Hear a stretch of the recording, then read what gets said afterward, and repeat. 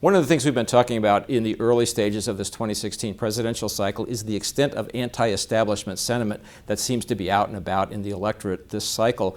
I talk about it a little bit in the Capital Journal column I wrote for Tuesday's Journal, in which I say this reminds me a little bit of 1968, the presidential campaign then, in which anti-establishment sentiment in the midst of the Vietnam War was running amok. It's not that extreme now, but it's very visible. You could see it, in fact, in the last couple of polls in Iowa. In fact, in the last two Republican polls that have been taken in Iowa, the two top Republican contenders are Donald Trump and Ben Carson, and Carly Fiorina shows up in the top 5 in each of those polls. None of those people has ever been elected to public office before, so that's the ultimate anti-establishment sentiment.